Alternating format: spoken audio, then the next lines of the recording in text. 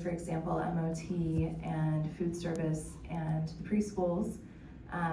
There were also feedback gathered through the school sites, including going directly to staff, meeting with the district advisory committees, the Mountain View Educational Foundation, parent-teacher associations, school site councils, the English language advisory committees, as well as principal-hosted coffee sessions with parents. It was one of the most extensive and inclusive processes that I've ever seen in this district.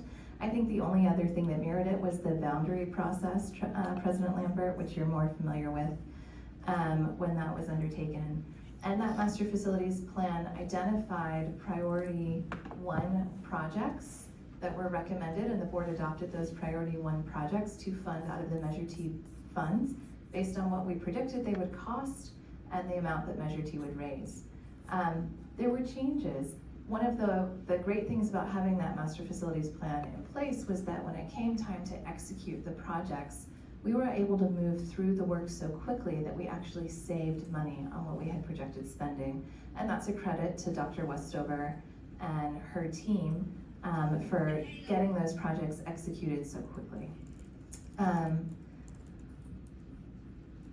That master facilities plan included outdoor learning classrooms, outdoor landscape spaces, and landscape courtyards, landscape frontages, that all got rolled into an outdoor learning space kind of project and estimate that was over $30 million. So when we talk about outdoor learning spaces, we've heard tonight people saying it went from a $5.5 million project to $15 million. Actually, it went from a $30 million project down to what we thought we could allocate, and then over time we've been able to add back to that. So when Carducci was first contracted in 2020, they were contracted for a project that was about $8 million. And then when we came back to revisit our Measure T priority spending for our priority 2 projects this past spring, we again took a holistic look. We pulled things that had been identified in the master facilities plan as priority 2 or priority 3 areas, and we selected projects to move forward on. Something that we had recognized was that the funding for the outdoor spaces, $600,000, was not a lot. I mean, that doesn't even fund a whole playground, essentially. And so the board voted then to increase the spending where we could to try and equitably be able to hit every single school site and have closer to 1.2 million for the elementary schools. When people talk about the bond language, I always go back to the master facilities plan, because we said over and over and over in our public meetings, this master facilities plan is a 10-year plan that is going to guide our spending for the future. It is going to guide our spending for the Measure T bond. And we were very, very clear about that. There was a lot of public communication, and there was a huge amount of engagement at every level in our district on that master facilities plan. We then created there was a resolution passed in 23. I'm not gonna go through the whole thing because I think some of you have been following along a little bit more recently and have seen the resolution that created the Environmental Sustainability Advisory Council. And that advisory council also included staff, parents, industry experts, nonprofit community partners, and they developed an action plan, which the board approved in May of 2024. And under that, item 4 is campus ecology, which focuses on improving green landscapes and green infrastructure to create holistic nature-based learning environments on an equitable basis across all of our school sites. It includes increasing green space and shade in student areas, landscapes that support student learning and outdoor activities, native plants and native landscapes, outdoor nature-based learning spaces and habitats, and reducing impervious surface areas and increasing on-site stormwater retention. And then we also had the greening index and the greening metrics that were created, and if you haven't had a chance to read through all of them, at every single school site, Carducci worked with the principals, they worked with community members, they got a lot of input at the sites on the actual greening metrics, and went through and tried to be really diligent about what each site would need. But what's so hard is that that's still abstract. And these plans, these draft site plans, are the first time there's been a concrete thing to discuss. And I think it's coming at a time of year where, frankly, a lot of our families are exhausted by everything that's been going on. And so there was not as much turnout as there has been at some of the past input points that we've had along this journey, from the master facilities plan through the environmental sustainability action plan, through even the development of the metrics and the index, which is why it's so important to make sure we're getting that school site specific feedback and really adapting those plans. I think back to when we had Mauna Loma, we got to the point where we had 3 different designs, and we took those designs to the community, and the community gave feedback on what mattered in the designs, and it totally changed the process. Like, it suddenly gave people a concrete thing to voice their concerns about and to understand and to give feedback on, and it was hugely important. We have heard this week, in a short amount of time, from, in support of this plan, our community partners, Canopy and Living Classrooms, but we've also heard from Crittenden, from Mauna Loma, Imai, Landals, Mistral, Stevenson, and our preschool sites, all in support of this project. So I know that we've had a specific, I know that we've had a group of parents tonight who have been very concerned about the project, but I also want you to know that there is support district-wide for the greening process, and a lot of people who've been engaged in this for years and have written into the board with their support. And then we've heard from some speakers tonight as well. But at the end of the day, I would argue that the most important science curriculum we can teach our children is actually about how to deal with the climate crisis. And I think that this project is a place where we are bringing together not just greening or outdoor learning, we are bringing together this opportunity for children to experience how we mitigate climate change firsthand. Like, it's an incredible learning opportunity. And that's where partnering with Canopy, for example, who is so skilled at teaching students in this, partnering with Living Classrooms, who will continue to teach our students about the environment, is very powerful. But if we take the importance of the climate crisis, and then we also take the safety issues that are inherent here. If you go to Crittenden in the middle of the day, children are basically hiding under the eaves of shade, and most of the outdoor space is empty because it is too hot. We chose Vargas as our pilot project because it is literally a heat sink. And that's why we've already approved plans that are moving forward there. But this is a problem that's endemic across multiple campuses. I don't understand why we would not move forward on improving student safety, even if we can't do all of it at once. We can't do, $30 million. Why wouldn't we do the piece we can, so that our children can play outdoors, so that our children can see that we work together as a community to take care of our environment, and so that our children understand how challenging this problem of climate change is. It's just incredibly important, and we do have very, very broad community support for this. I think it would be tragic to halt this now, and I do think it would be important to have Carducci participate in the public input meetings, because they can speak to some of the questions that I heard were like, will there be irrigation? I'm pretty sure Carducci would say, yes, we've included irrigation plans here. They've been landscape architects for a long time. They worked at a lot of different sites. But the fact that staff couldn't answer those questions, an administrator couldn't answer that question, I think is challenging when you're trying to get public input, versus Carducci has all of that expertise. Now I'll stop there. Anybody else like to make comments?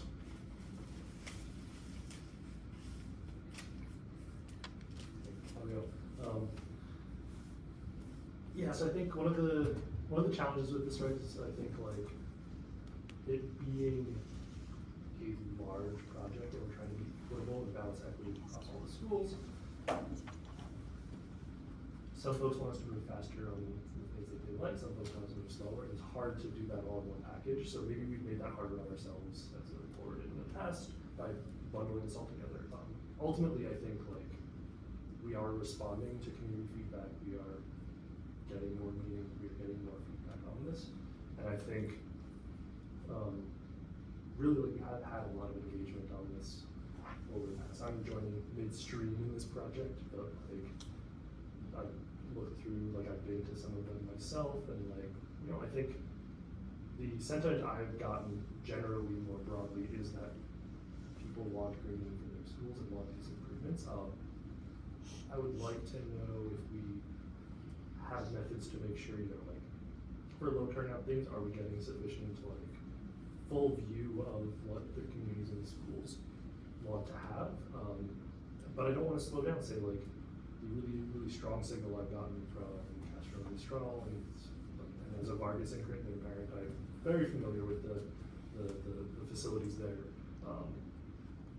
I don't want to slow down on the road. I would like us to do more things as we go in the future, like similar to city stuff, quick build things that we can roll out. And not all projects can do that, but I think that helps us be a little more nimble and agile on things.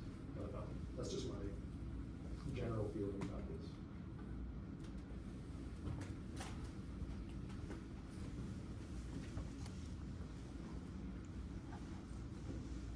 Go ahead, Trustee Reed. It's interesting to me hearing feedback from people who have attended the meetings and have said, like Dean earlier when he called in, seeing the actual of what the plan is doesn't match what the community put forth. And then also talking about, well, if we only have these two priorities and we don't want the other things as a community, could we prioritize the other things that are kind of all, like Charles mentioned, lumped into this, such as living classroom and canopy? So I'm just wondering about the process of the back and forth, if there's been a process for that accountability piece of, we've received community feedback, they've seen the things, how much have we checked off on their list, and where are we in the process for each campus?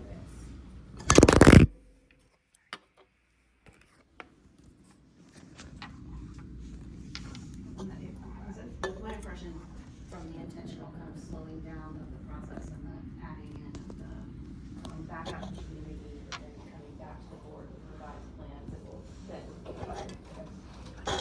we want to think that was part of the next steps in the process of collecting the feedback, January revised plans, then these potential February, March additional meetings that would be the $30,000, and then another phase of it, so that if for example, the landlord's community is seeing things on there they don't want, that this is these meetings that we heard that I was trying to say. So in that way, it seems like this particular item that's on our agenda, whether to approve the $30,000, is important because we need our UT to be in those February, March meetings. How have they been receiving the feedback prior to and making the changes and taking community prior to them needing the extra money for being at the meetings? So there hasn't been, this presentation of the concrete plans, this is the first time, these meetings this fall is the first time that's happened. And the board saw it for the first time on November 21st. So this is, I think, I hear people saying, I feel like our feedback wasn't taken into account. That's the whole point of having a physical plan to point to and say this is what our priorities are. We also heard from a Landell's parent who was very supportive of the greening process and said, we would like to get a playground funded through Measure T, or I don't know what we have still in Fund 40, Dr. Westover, but that's why I wanted to bring back that overall Measure T list tonight when we were talking about it on consent, is because we already pegged that kindergarten program for future replacement with possible Measure T funds, but it might be that we do open it up. I don't know how much of the overall greening, the outdoor learning space money it would suck up. I don't have a good cost metric on that, but Dr. Westover, these meetings this fall, Carducci has not been at. It's just the concrete plans have been taken, the principals have been gathering feedback, and the principals are then sending that response set to Carducci, yes? Yes, so this is the first time they have concrete feedback on the actual plans, so adjustments for pathways and playgrounds would be happening in this next round. And that would include items such as, these other things weren't requested for, would those be considered for removal? Yes, of course. Maybe we could hear from Mr. Lloyd.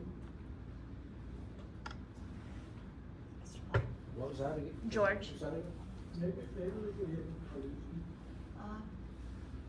Would Carducci like to speak on this? Yeah, Can we turn up the volume? George? let me see if I, No, his hand was up. Maybe you guys- Yeah, I'm happy to speak to some of the. Can people hear me? Yeah. So, regarding the specific issues with landowners and playgrounds, whether the plans that people are seeing reflect input from the community or whether they reflect some kind of agenda that we're trying to force on the community, I mean, I can say that either.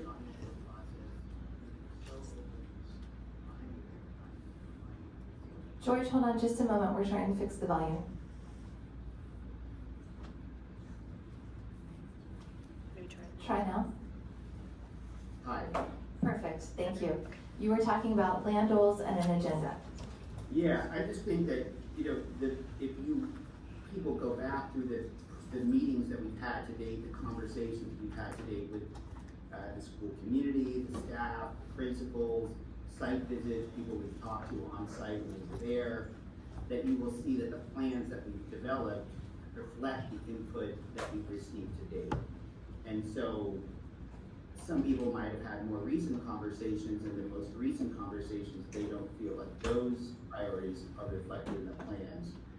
But that is partly a result of something that someone spoke to earlier, which is that people kind of shift through the communities and through the schools, and so the feedback we get changes over time. So we are more than happy and more than interested in continuing this engagement process to, refine the designs that we've proposed and move them toward in the direction of what people are prioritizing at this time, and also to provide some of the history and some of the context in which these designs were developed that you're seeing, because these things didn't just come out of some, just us wanting something that didn't come from anywhere. These are all based on priorities, and there have been previous board meetings where we presented summaries of those priorities. So we have definitely been listening, and we're happy to continue to listen.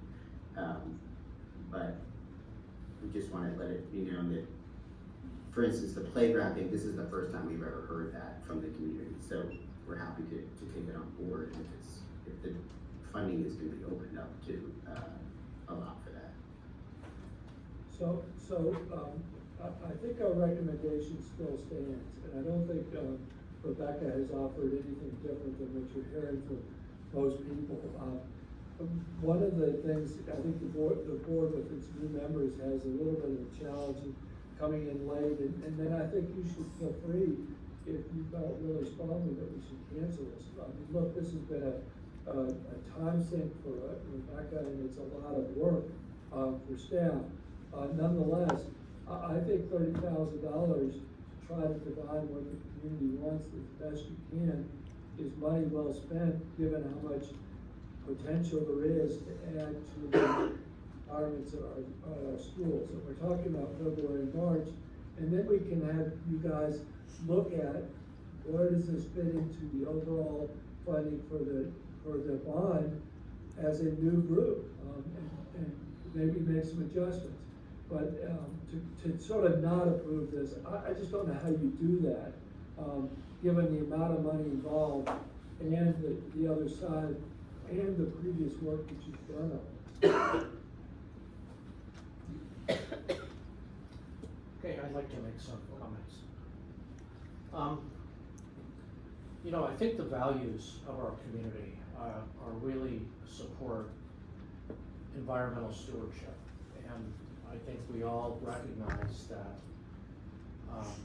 it's part of our responsibility of our generations who have pretty much trashed the planet to make sure that the younger generations don't treat the environment the same way we have. Having beautiful campuses, outdoor spaces should help that appreciation. I had the opportunity with Dr. Westover to arrange a tour of the Google site. What Google has done with their kindergarten area is really just wonderful. It really shows what can be done with a school and trees and open spaces and sort of living classrooms.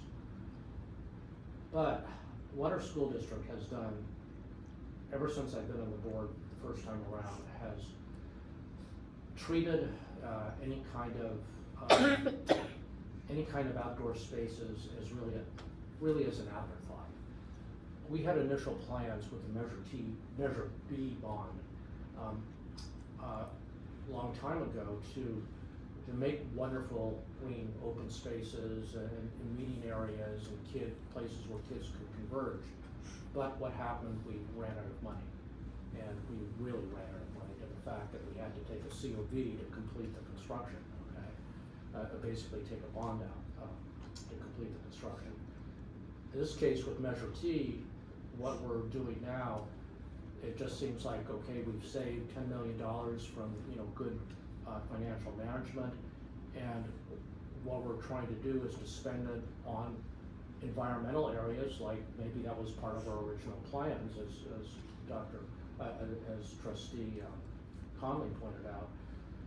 But I think we all want it done right, and allocating $1 million or so to each school for what we want to do is just woefully inadequate.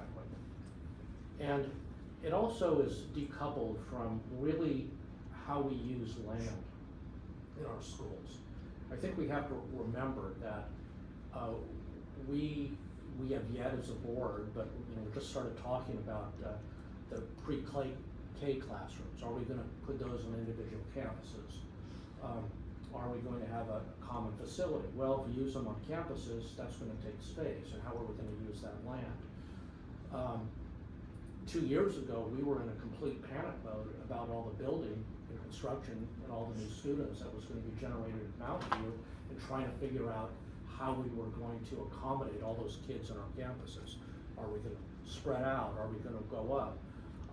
That is still going to happen. It's just slowed down. I mean, the housing requirements for Mountain View, but the state, we have 11,000 units we have to put in 8 years, and the city has targeted 15,000. Those kids are going to come eventually, okay, whether it's 10 years, 20, 30 years. We're going to need our land, and we're going to need to use it thoughtfully. And without thinking about how we're going to use this space in the long term, we can't and we shouldn't be thinking about where we're going to be planting big beautiful trees that are going to last for 100 years or more, or where we're going to build play areas and walkways and everything else. We have to think of it as how we use each individual campus and how that's going to fit in for the next many decades. What we're trying to do now, it just seems like a total waste of money. All we're doing is throwing a little bit here, throwing a little bit there, doing tremendous outreach, and it just honestly doesn't make any sense. It made a lot more sense to me in what we did with Vargas, in that Vargas was built, had no fields, no planting, very little spaces, but then the district basically had the funds, and we focused on that campus.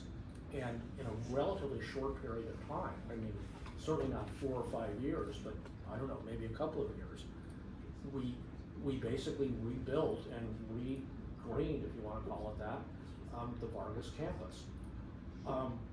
I would be much more in favor of spending the right amount of money for each campus.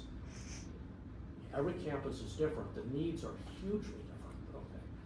And, that would, and thinking about how it would grow, you know, over time, so that we're planning for the long term. That's our responsibility, we have to do that. Spending this money in this way that we happen to save is, it's just not productive, in my opinion. This whole community wants great environment, they want great green spaces. So if we're gonna do it, let's do it right. Let's not do it the way we've been doing it in the school district, let's say for the last 15 years that I've seen that.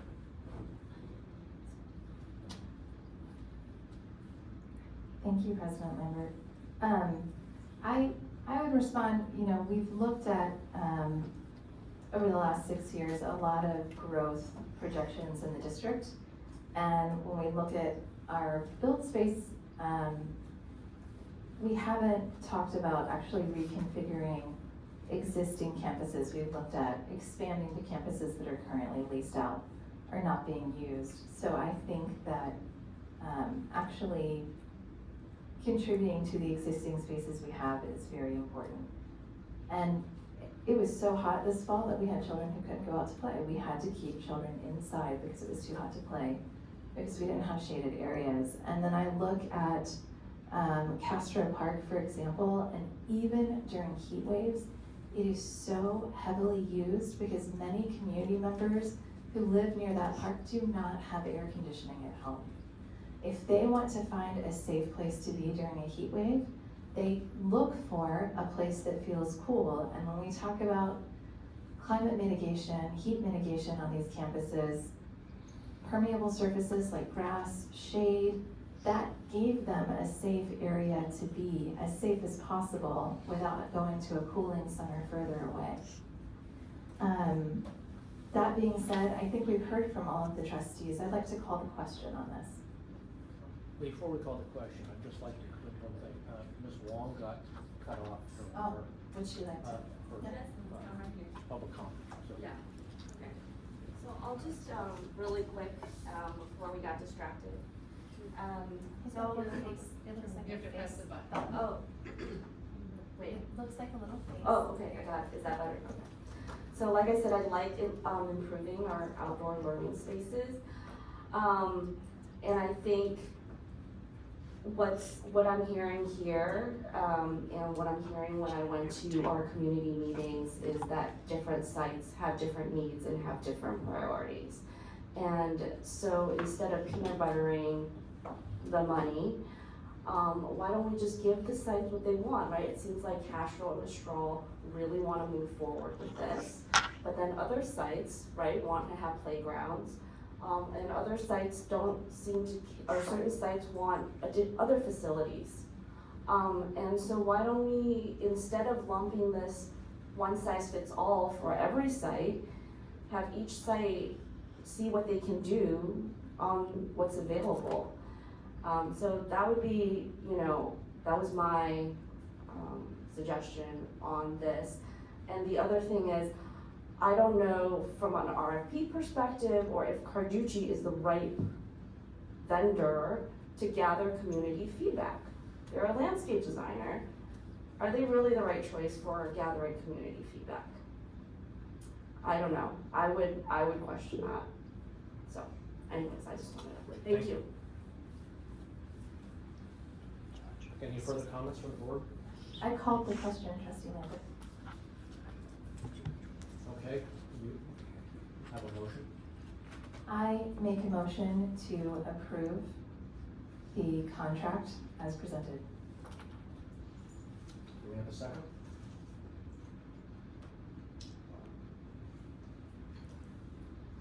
Don't see a second? No, you. So calling the question means calling for a vote. And so I called for a vote. And then I made a motion to accept the staff recommendation and approve the outdoor learning outreach funds of 30,000 to move forward for community feedback. And it does need a second in order to be voted on.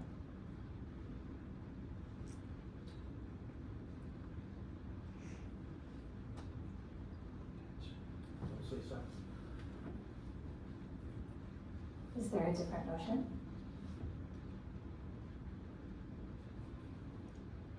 Yes, so I will move not, to not approve the request for additional funding for Carducci. I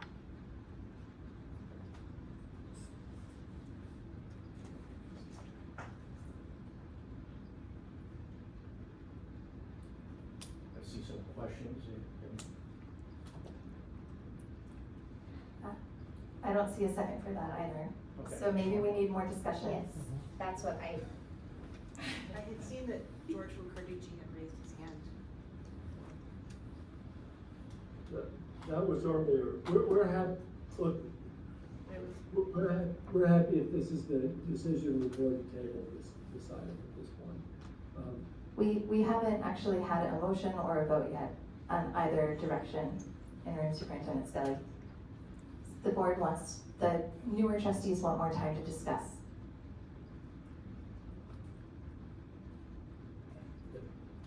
I'll start with discussion that I kind of wanted to before the president and his comments, but I do think, so the one thing that I'm concerned about is, I've heard comments from folks about community input, making sure we're having that. Like you mentioned, it's the holidays, I'm not sure the timeline on this, like folks are not going to turn out immediately for meetings and we're going to have lower input. Can we engage, like as part of the community meetings that we're discussing here? I would like to engage, say, folks like the PTAs, school site councils that know their sites and know the people there very well and show up to meetings lots of times regularly. We have our representatives on like the PTA council that we just discussed. Incorporating that, I think would make me a lot more comfortable that we were getting representative feedback from each of the school sites that we're getting, and those folks very deeply enmeshed in their needs and know the needs very well. So that would be something that would make me come out of this more comfortable that we are looking at this holistically and getting a good sense for people, what the desires are. like Charles, I also feel like tapping into existing meetings for these items versus creating more meetings and spending money on, Carducci to come in when the meetings that are already occurring are so low, there's low attendance at them. So I think one of the things is the previous board directed, that they wanted Carducci involved in there to incorporate into their designs. This would be involved, like having Carducci go to those meetings and do that. So the meetings that took place, one of them was at the existing school site councils, Mhm. right? One of the last input meetings was a school site council meeting. I absolutely support going to a PTA meeting. I think that's it's mostly a PTA executive meeting at this point, although the general meetings are usually in January or February. So if we wanted to tap into that and ask for time at the PTA general meetings, it might be a fantastic time to do it. I'm just really concerned that if we don't have Carducci there, we're missing a big piece in actually getting effective feedback, because they're the ones who can say, oh, you're saying that, do you mean this? Would it go here? How would it look? How would it work? Like, they're the ones who could have the most useful interaction beyond our administrators, which is why I strongly support them being there. I will also note, I am the one who requested at our last board meeting that this go to the Parks and Recreation Committee. It was not my role to then demand Parks and Rec do it. That was our staff to proceed forward. But my understanding is we have a meeting with the city already, Dr. Westover, yes? Yes, so prior to our last meeting, we let them know that the plans were coming before the board meeting. Then we had email communication, and we have a meeting set up for the end of January. Perfect, thank you.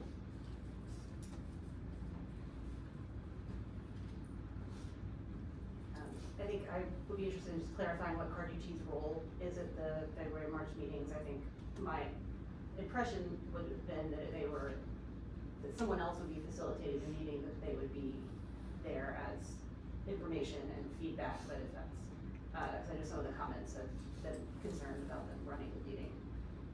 Yeah, something that we've heard from our principals is they're tired, because they've held multiple meetings, so we were trying to take something off the principal's plate and allow Carducci to facilitate it.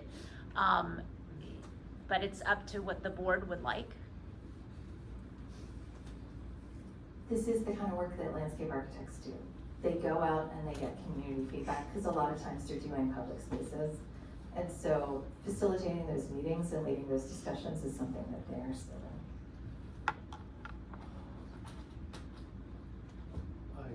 I sort of feel obligated to say this, although I really don't want to talk about it. I lived through the Montbona experience, and I thought part of really one of the reasons it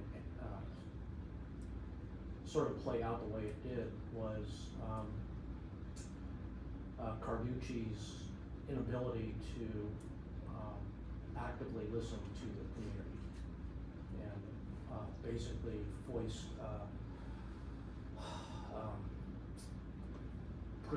their conception of plans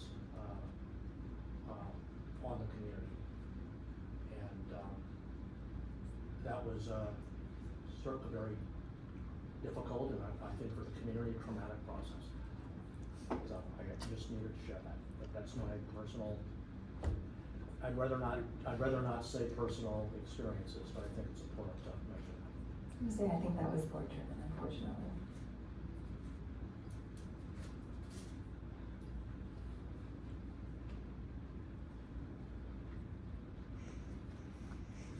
How many meetings would this involve with Carducci?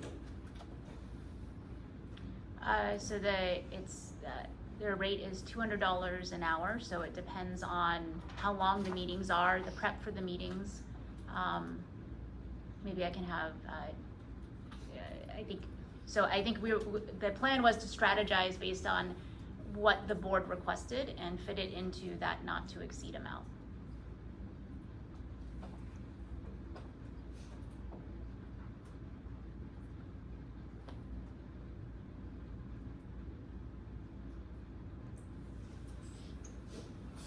I see calculators out there. Trustees, do you feel comfortable making some sort of motion now? I'm not sure if my discussion would actually fundamentally change the motion, because it'd still be. So we could take a straw poll, and we could say, if it's using Carducci to go to some of the existing bodies as part of their meetings, that could be a friendly amendment to the motion, or it could be a straw poll and a concrete direction from the board if there's a majority. I'm happy to accept it as a friendly amendment to the motion.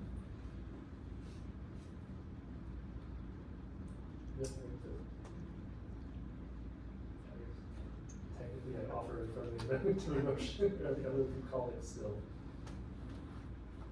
So I hear you're offering a friendly amendment to Trustee Conley's motion to approve the roll forward with the staff's recommendation.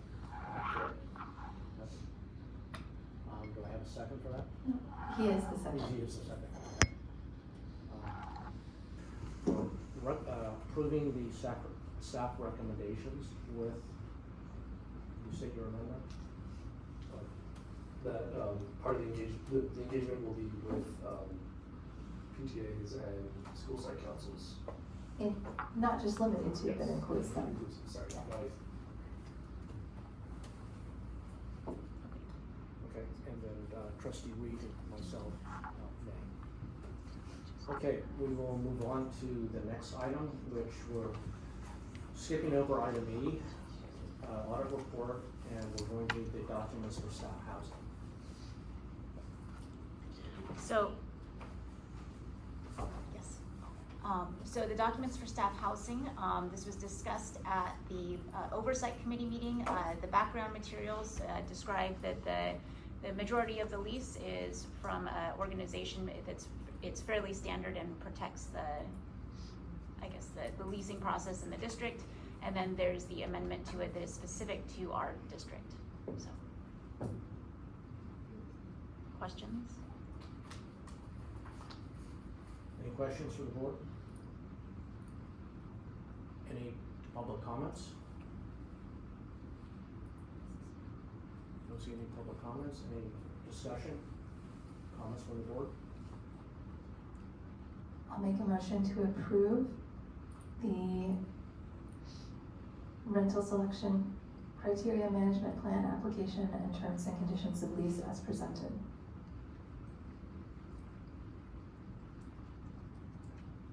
I'll second. All in favor? Aye. Motion passes unanimously to approve the affordable housing tenant lease form. Skipping over item G and H, moving on to item I, discussion of trustees study session.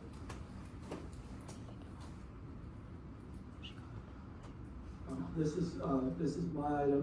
I'm actually looking for input on the study session, what time January 11th works. I know that at least one trustee has a commitment in the evening. Maybe tonight's not the best night to ask you how long you want to go in this study session, but I was thinking that we would meet at 9 o'clock in the morning and plan to go till like 2 o'clock in the afternoon. And then, given where we are now, if you have specific items that you want to discuss there, that would be helpful. Or how you'd like to structure this time we have.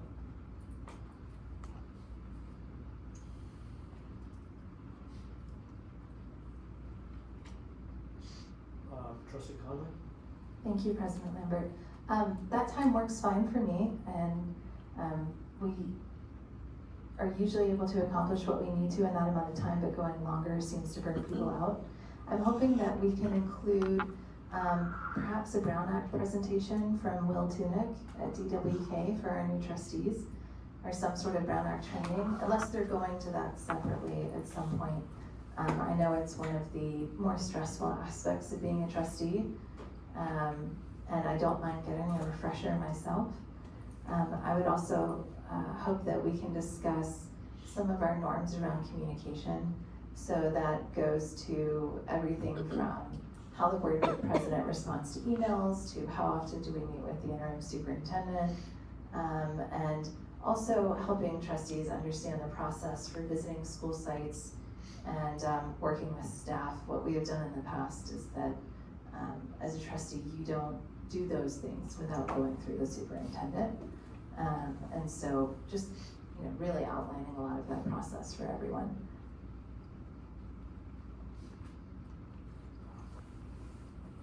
Trustee DeFazio? Yeah, the time suggested works well for me. I can make that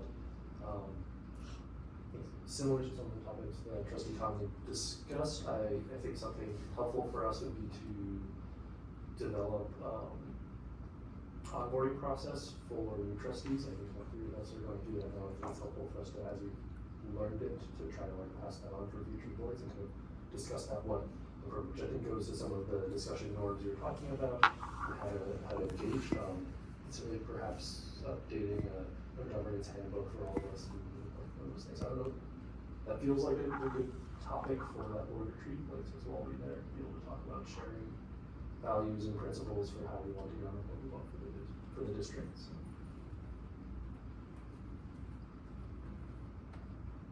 Trustee Henry?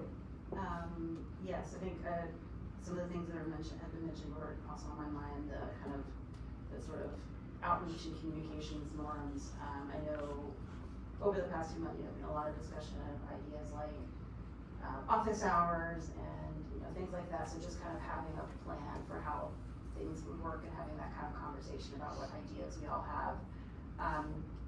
And then I think ultimately I agree that we will need a governance handbook. It may end up, in my mind, maybe end up being ultimately a project of the new superintendent, but getting those kind of norms down and kind of even just the notes of, like you said, of the, you know, what, the germ of like information about new trustee orientation.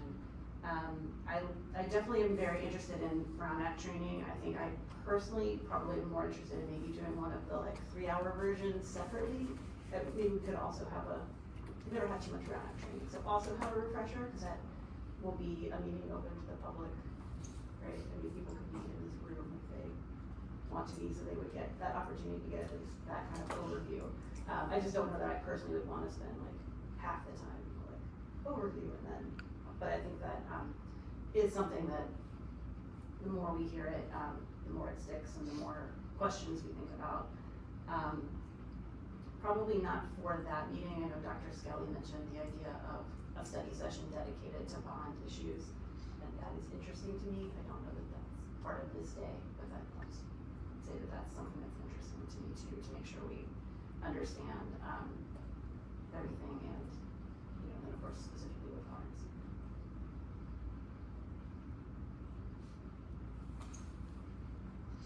I agree that having a Brown Act overview would be great to have.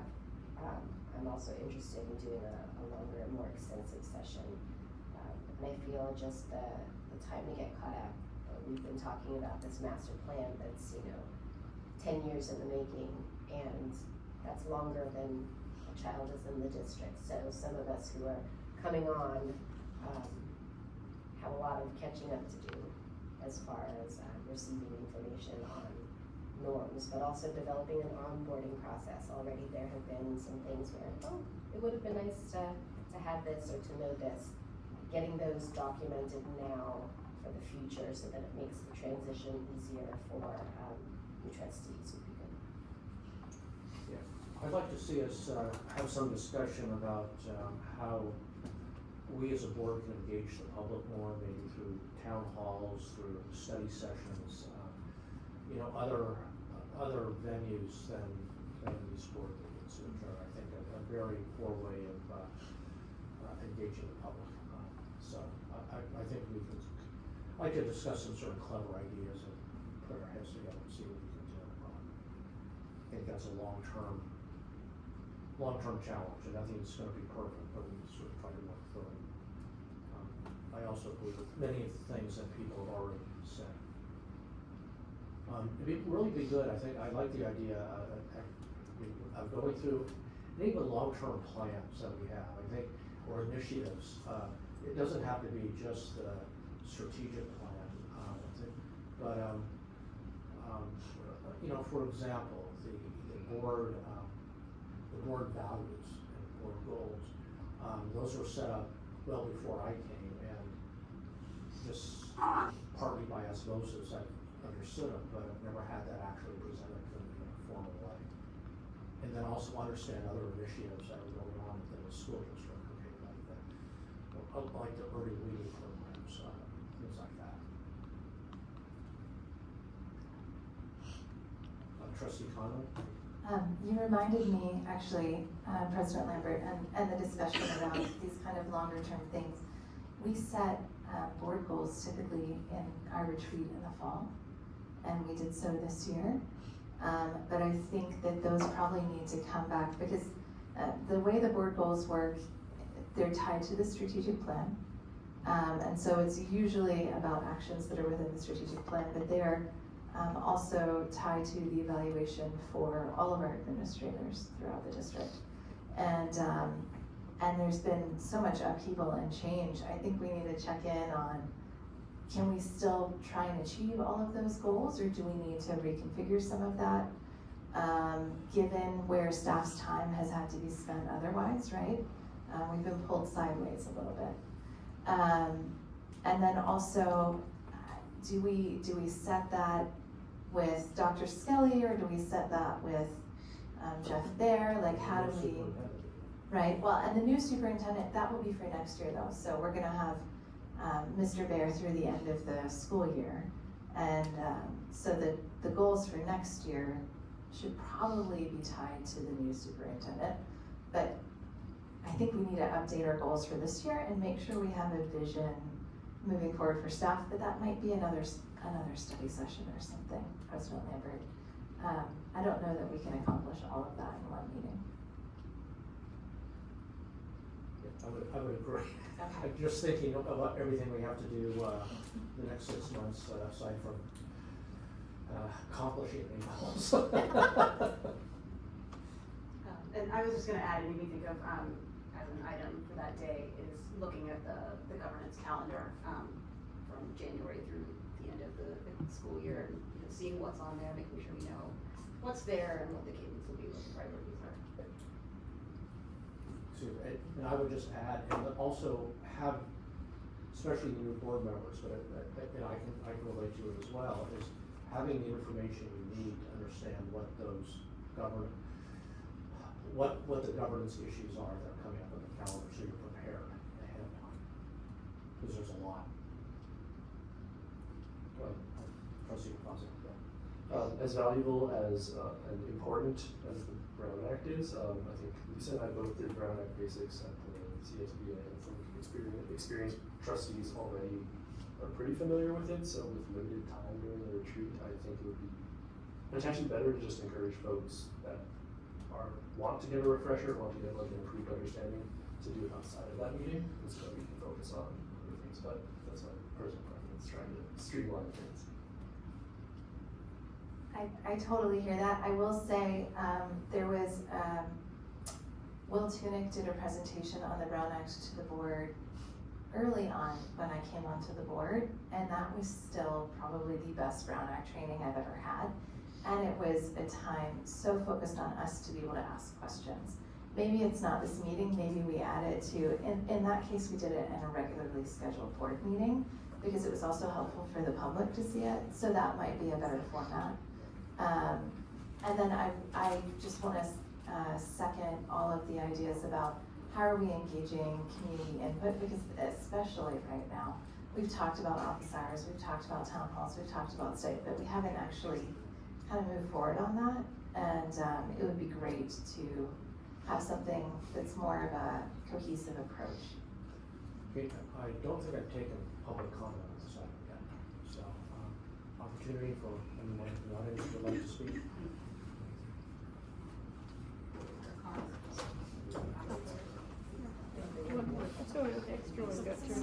Over here.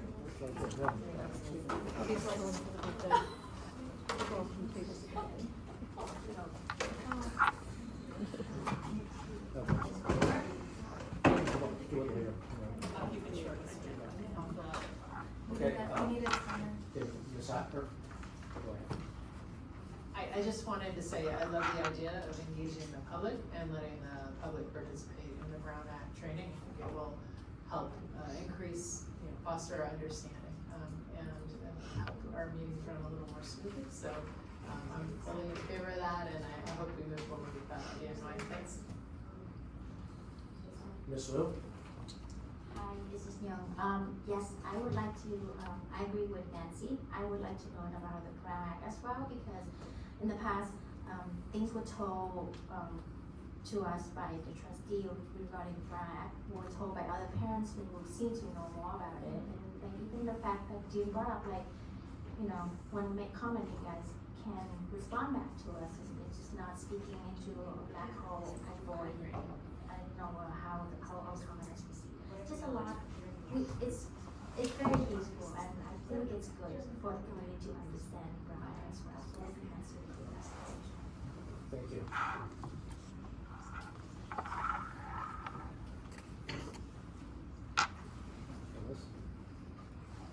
Ms. Long? Thank you. I think in addition to what we discussed about the Brown Act, I think we had a little bit of confusion on what we can do when we wanted more time to discuss a potential item that we can't necessarily. So I was thinking typically, right, in a lot of board meetings and stuff, we could potentially table an item, so if in this study session, if we can also talk about when we're running a meeting, right, and we're coming into some of the procedural things that are happening, right? If there are some impasses, what is supposed to happen, and things, and what are additional options besides voting yes or no, right? If people just aren't ready to vote yes or no, what else can we do to get more time to get feedback and things like that. So I think that would also be great. Thank you. Okay, is there any further discussion? I Can want I- to say Donna? parliamentary procedure or Robert's Rules of Orders. More, perhaps we provide the materials ahead of time, and if you have questions, you can come with them. I don't know that it merits a huge amount of time, but it is helpful. Nate, Dr. Scully have something to say? Yeah, I mean, you want to meet for 5 hours, which I think is a good length, and you've got, at least 5 days worth of time. I think a better way, one way to look at this are, what are the things that people can learn and do on their own versus what do you need to do as a group? That's one lens. And another cut at this would be, what are the things that you should do with your permanent superintendent versus myself or Jeff Fair? As I look at this, I think there's some places that you guys are anxious to do and be involved in that you should come up with some common agreements with now. And the Brown Act, I think, can wait, frankly. But I think things like your process for visiting sites, for talking to staff beyond the superintendent, how you get information from staff, how do you communicate in those ways are important. How do you do outreach and communication, and then how do you engage the community better are important topics. Sort of onboarding for future board members, I think, could wait. And then the governance calendar feels like a really important piece, particularly given the fact that you're looking at including in this process a superintendent search as part of your work this spring. So there's a lot to do, and those would be my thoughts if you look at it through those lenses. Okay, thank you. Can I make a suggestion, maybe, now that we have that Charles, you and Bill are president and vice president, what if the three of us set a time to meet over the break and maybe discuss this and knock out an agenda for the group, given this input? It's fine with me? Sounds good. Okay, can I ask, I know you're anxious to get out of where you are. Could I ask that on the board bylaws and board policy updates, if there's feedback that you were planning on giving us tonight, if you could give that to us in some sort of an email or something, then we can try to make our next meeting a little bit shorter on that topic. Who would you like, just specifically to you and to Shelley, or? Yeah, to send it to, send it to me and Nancy, because I'm trying to move this off of Shelley's plate and onto Nancy's. I just have one question about that, especially in a couple of the bylaws, there are options presented, and are you asking for basically the board to weigh in on those options? We gave you recommendations. If you see something that you didn't agree with that, let us know, and that would be a good part for the board to discuss when we bring those items. I think there are like 4 or 5 that have those, and so if you disagreed with our recommendation, letting us know beforehand would be helpful, so we're prepared to give our rationale for that. Yeah, thank you. Okay, any more comments? Okay, we can close this item, this discussion, board updates. Anybody have anything to say other than that we all went to the CSBA meeting a couple weeks ago? Oh, yeah, here we go, okay. Gave us a moment, President Lindbergh. So I am pleased to share that I am now a commissioner on the Santa Clara County Human Rights Commission. And I'm looking forward to that work as another opportunity to advocate for our children and families at the county level to make sure that they are able to live with a high quality of life and dignity and with all of their rights preserved. Not sure this is an appropriate topic for this section, but in my personal capacity, I attended the Safe Routes to School Steering Committee for City of Mountain View, and they will be starting, they're looking to do a citywide walk and roll starting towards the end of next year to the end of the school year, so I think there's an appetite for collaboration there that I think we should probably keep in mind. Any other updates? Future, board meeting dates, January 11th, we have a retreat, January 16th, we have, board meeting, iReady Diagnostics we discussed, we have a tentative, meeting on January 23rd. We'll discuss Castro rematching on January 30th, and have an LCAP mid-year report February 13th. Governance calendar is on the website if you want to look at it. And with that, I'm going to adjourn the meeting.